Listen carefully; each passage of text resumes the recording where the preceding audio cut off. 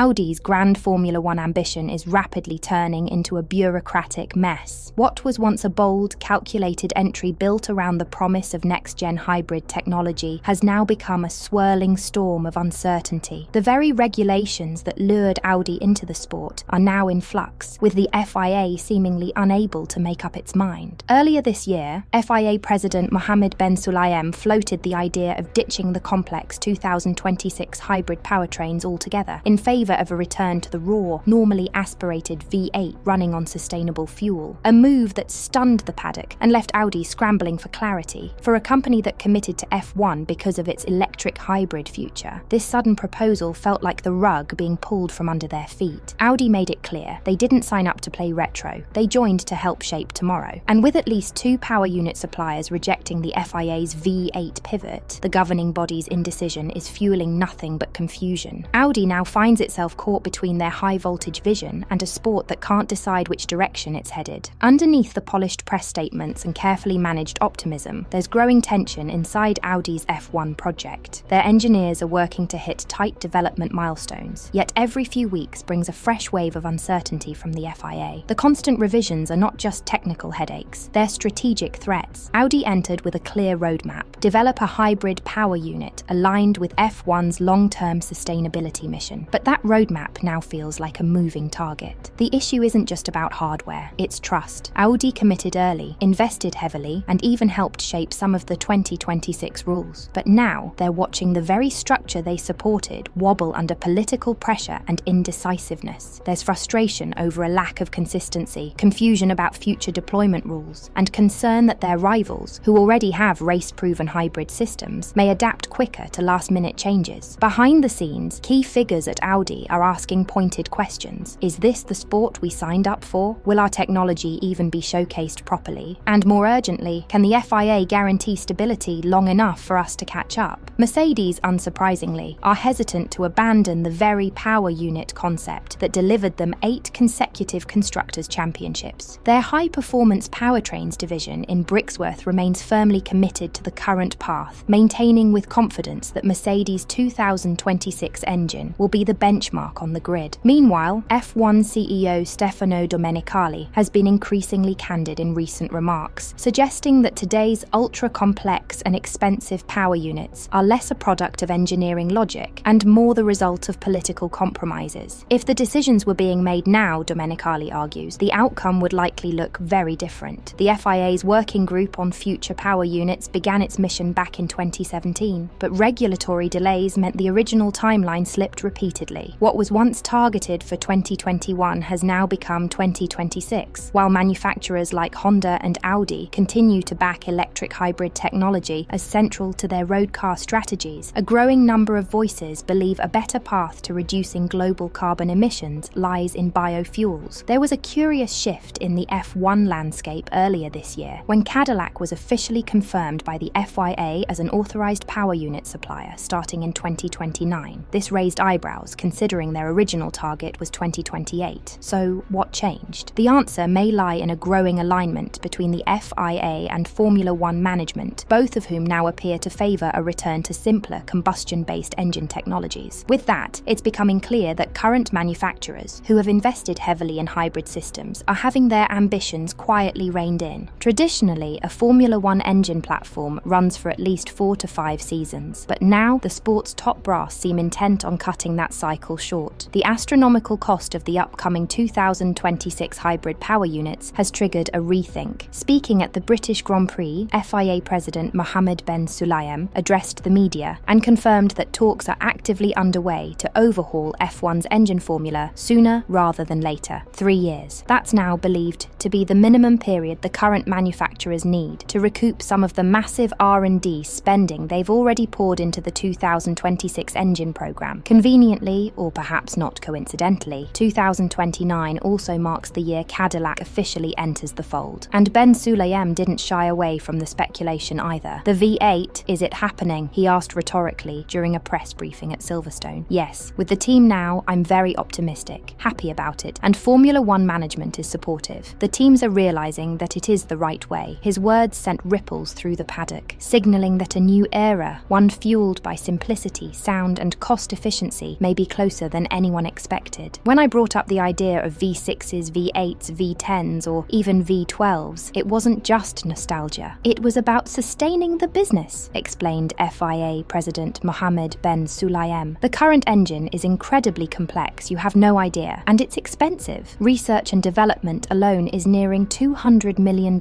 A single power unit, it's costing anywhere between $1.8 to $2.1 million.